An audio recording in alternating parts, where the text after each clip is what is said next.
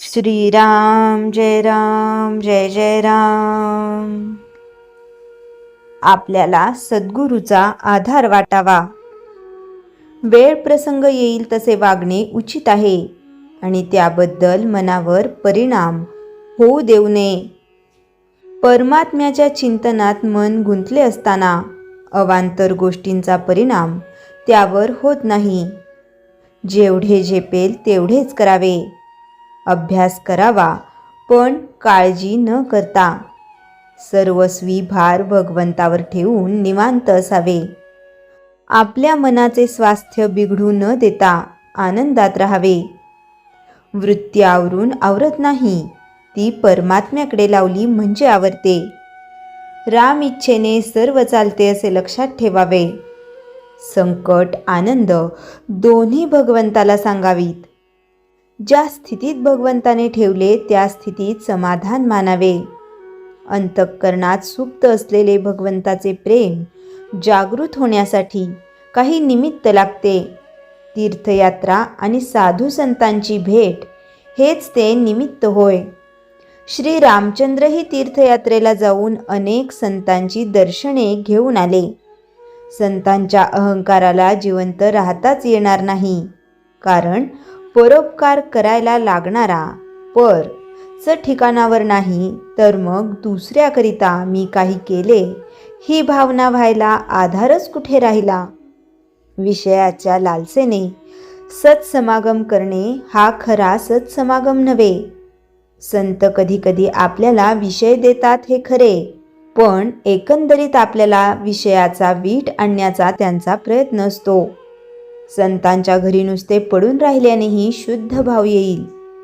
भगवंताच्या नामातच संत संगती आहे, कारण नामाच्या मागे भगवंताचे अस्तित्व आहे. विषयाची उर्मी हे मायेचे स्मरण होय आणि नामाचे स्मरण हे भगवंताचे स्मरण होय. तपश्चर्येचे सर्वात शेवटचे फळ काही असेल तर ते परमेश्वराच्या ठिकाणी अनन्य भावाने शरण जाण्याची बुद्धी होय. ती बुद्धी आपल्याला झाली पाहिजे. एकदा शरण गेल्यावर आपण उरूच शकत नाही, त्यालाच शरणागती म्हणतात आणि हीच परमार्थातली अत्यंत श्रेष्ठ गती आहे. आपण आपल्या सद्गुरूचे आहोत असे छाती ठोकपणे सांगत चला. काही नाही केलेत तरी चालेल, पण आपले सद्गुरू आपल्या मागे पुढे आहेत अशी दृढ भावना असावी. मला सुखदुःख दोन्ही नाहीत, पण तुम्ही दुःखी झालात तर मला दुःख होते, तेव्हा तुम्ही मनाला दुःखच होऊ नये असे वागा. प्रपंची माणसाच्या दुःखाची मला पूर्ण जाणीव आहे. ती जाणीव ठेवूनच भगवंताचे नाम घ्या असे मी सांगतो. जे मी सुरुवातीला सांगितले तेच शेवटी सांगतो. तुम्ही कसेही असा, पण भगवंताच्या नामाला सोडू नका. श्रीराम जय राम जय जय राम. चैतन्यवाणी. तुम्ही नुसते नाम घ्या, बाकीचे सर्व मी करतो. श्रीराम जय राम जय जय राम. नारद मुनींच्या सांगण्यावरून त्या रात्रीच श्रीकृष्ण रुक्मिणींनी पुढल्याच दिवशी तातडीने द्वारकेला निघण्याचा निर्णय घेतला. तथापि निघण्यापूर्वी पंढरीच्या लोकांचे निरोप घेण्यासाठी श्रीकृष्ण प्रथम पुंडलिकाला भेटण्यास त्याच्या कुटीकडे आले. आदल्या रात्रीच्या पावसामुळे त्याच्या कुटीसमोर इतस्ततः चिखल पसरली असल्याने त्यांनी अंगणातूनच पुंडलिकास हाक दिली. साक्षात विष्णुदेव आपल्या दाराशी आलेले पाहून तो गहिवरला आणि आदरभावे म्हणाला, पांडुरंगा, माझ्या आईवडिलांची मी प्रातःविधी उरकत असल्याने कृपया तुम्ही कुटीत येऊ नका.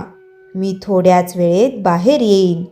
श्रीकृष्णांच्या पायाला चिखल लागू नये म्हणून पुंडलिकाने आपल्या हाताजवळच असलेली एक वीट उचलली आणि त्याला मनोभावे नमस्कार करून स्वतःच्या व आईवडिलांच्या माथी स्पर्श करून ती त्याने अंगणात टाकली आणि पांडुरंगास विनंती केली की मी बाहेर येईस्तोवर कृपया तुम्ही या विटेवर उभे राहा.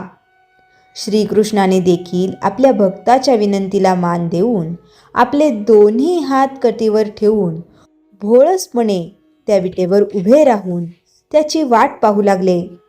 पुंडलिकाने भगवंताचे हे जिवंत स्वरूप आपल्या आईवडिलांना साक्षात दाखवून श्री विष्णूंचे दुरूनच मनोभावे दर्शन घेण्यास सहाय्य केले. श्रीकृष्णाने देखील अगदी खुशीने हात उंचावून त्यांच्या नमस्कारास विनम्रतेने धन्यवाद दिले. आणि इथूनच नियतीच्या मनात पुढे काय घडवायचे होते हे खुद्द श्रीकृष्णास सुद्धा कळले नाही. एक घटका होत आला तरी पुंडलिक बाहेर आला नाही आणि इकडे गावातल्या लोकांमध्ये त्याच्या अंगणात उभे असलेल्या चिंतातूर पांडुरंगाला बघून शंकेची चर्चा सुरू झाली. थोड्याच वेळात त्याच्या कुटीसमोर भरपूर जनसमुदाय उभा झाला. तसेच श्रीकृष्णांना परतण्यास उशीर का होतोय हे बघायला रखुमाई देखील तेथे आली. पांडुरंगाच्या हाकेला पुंडलिक बाहेर का येत नाही म्हणून एक सद्गृहस्थ त्याच्या कुटीत जाऊन बघतात तर काय, पुंडलिकाचे आईवडील मरण पावलेत आणि त्यांच्या चरणी लीन होऊन त्याने देखील स्वतःचे प्राण त्यागले. पांडुरंगाला ही बाब कळल्यावर त्यांनी तात्काळ आपल्या दिव्य दृष्टीने पुंडलिकाच्या मनातील गोष्ट जाणली आणि जनकल्याणाप्रती त्याची अपार विष्णू भक्ती पाहून उपस्थित जनसमुदाय समोरच त्यांनी त्याच्या आत्म्यास पाचारण केले आणि म्हणाले, पुंडलिका, मी तुझी ही अपार भक्ती जाणली असून तुझ्यावर मी अतिप्रसन्न झालो आहे. ह्या कलियुगात मात्र कृतयुगातल्या भक्त प्रल्हादापेक्षाही तुझी माझ्याप्रती असलेली भक्ती श्रेष्ठ मानली जाईल. त्यामुळे इथून पुढे माझ्या कोणत्याही पूजेत प्रथम तुझेच नाव आवर्जून घेतले जाईल पुंडलिका. तसेच जनकल्याणाप्रती असलेली तुझी आस्था पाहून मी अत्यंत प्रसन्न झालो असून आता जसा विटेवर उभा आहे त्याच स्थितीत पाषाण रूपात ह्याच पंढरीत पुढली 28 युगे माझ्या सर्व भक्तांना मी अखंड दर्शन देत उभा राहीन. भले ते गोरगरीब, मध्यम, श्रीमंत कुणीही, तसेच कोणत्याही जातीचे, पंथाचे, धर्माचे असले तरीही जे कोणी माझ्याप्रती आस्था ठेवून स्वतःचे मातापिता, कुटुंब, गुरु, व्यवसाय, समाज व देशाप्रती असलेली आपली सर्व कर्तव्ये पार पाडत माझी भक्ती करतील, मी त्यांच्या सर्व इच्छा पूर्ण करीन. येणाऱ्या सर्व संकटांपासून त्यांचे संरक्षण करीन. हेच वरदान दिले आज तुला, असे म्हणून आहे त्याच ठिकाणी पाषाण मूर्तीत रूपांतर होऊन पांडुरंग अंतर्धान पावले. ही संपूर्ण घटना पाहिल्यावर थोड्याफार अंतरावर थांबलेल्या रुक्माई देखील त्याच ठिकाणी पाषाण मूर्तीत रूपांतर होऊन त्याही अंतर्धान पावल्या. हेची देही हेची डोळा ह्या उक्तीनुसार तेथील उपस्थित जनसमुदाय हा दैवी चमत्कार पाहून थक्क झाले आणि एकमुखाने जल्लोषात म्हणाले, बोला पुंडलिक वरदे हरी विठ्ठल, रखुमाई पांडुरंगा वरदे हरी विठ्ठल.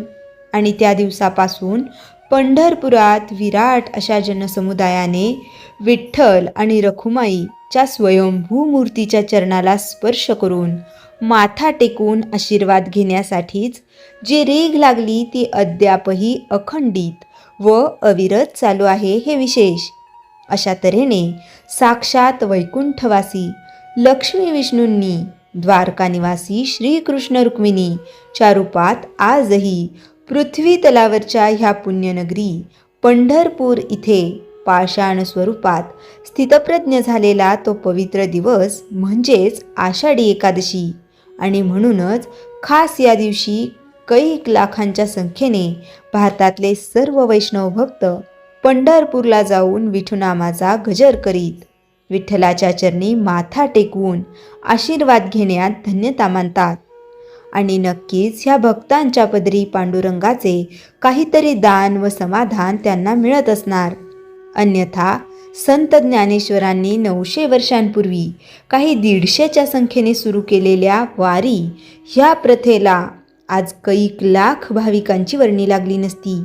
हे आपल्याला आज मान्यच करावे लागेल. पांडुरंग हरी. श्रीराम जय जय राम. जयाच्या जनी जन्मनामार्थ झाला, जयाने सदा वासनामात केला. जयाच्या मुखी सर्वदा नाम कीर्ती, नमस्कार तया ब्रह्मचैतन्य मूर्ती. श्रीराम जय जय राम. जानकी जीवन स्मरण जय जय राम.